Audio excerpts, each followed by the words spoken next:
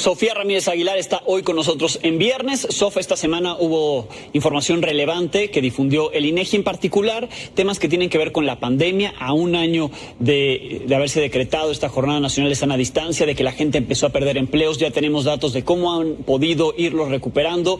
De los 12 millones de los que tú nos hablabas aquí el año pasado, pues ya al menos 9 millones, entiendo, ya lo recuperaron. Y también hay información relevante en torno a la afectación en estudiantes que han abandonado ya los estudios en medio de esta pandemia por COVID. Mira, Alejandro, muchas gracias. Primero que nada, felicidades, porque el INEGI te ha reconocido con muchísima justicia tu uso de datos y yo te agradezco el espacio para hacer lo propio. Gracias. Entonces, sí, el INEGI publica esta semana pues información útil que justo nos ayuda a entender la dimensión de la pandemia y los costos en diferentes frentes.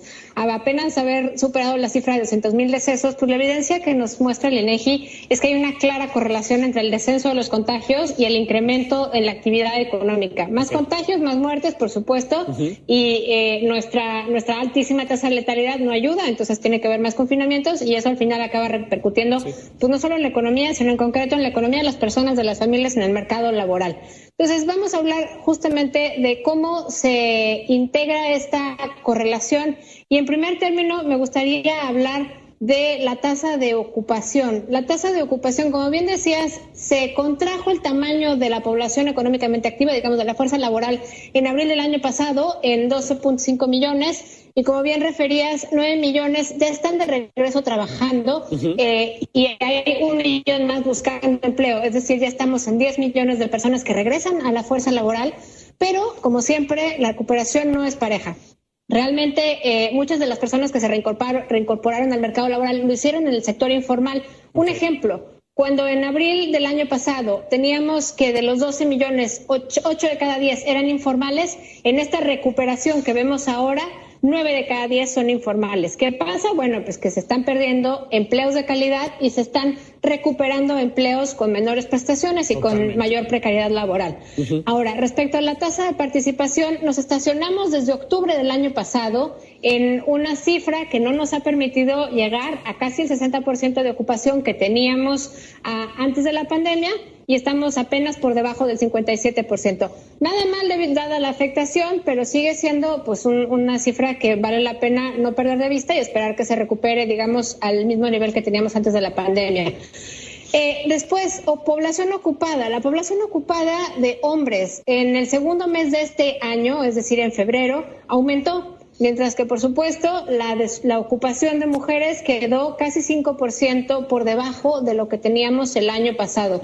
Y esto, pues obviamente se explica en gran medida pues a los resultados que me remito respecto a la encuesta del impacto de COVID en la educación, que también publicó el INEGI esta semana, donde pues vemos que muchísimos jóvenes, como bien referías, salen de la escuela pues justamente porque no tienen ingresos y las familias necesitan pues no solo tener trabajo, sino también una computadora, tener tiempo para atender a la persona que está tomando las clases.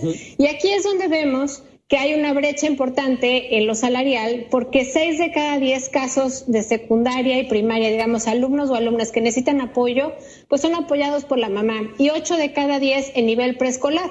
Entonces ahí tienes una muestra de por qué el 75% de la brecha salarial entre hombres y mujeres en México se explica porque la asignación de los cuidados es de las mujeres hacia los niños. Ahora, 1 de cada 4 niños que están dejando, o jóvenes que están dejando la educación, lo hace porque las clases a distancia no les sirven, porque los papás, como te decía, no tienen trabajo y por lo tanto las personas tienen que dedicarse a trabajar, los que eran estudiantes, y 1 de cada 5 porque no tiene computadora, televisión o dispositivo para resolver el tema. Entonces, bueno, Este diagnóstico nos lleva a hablar de que pues el salario paritario, esta semana tuvimos también el Equal Pay Day, el día del salario paritario, pues deriva mucho de los roles, pero también de la falta de políticas de cuidados, de la falta de previsión también de cómo y cuándo regresarán los niños a la escuela y sobre todo cómo van a seguir aprendiendo. Sigamos cuidándonos, no dejen de usar cubrebocas, sana distancia, ventilación adecuada, que como les decía yo al principio, la economía baila al son del COVID.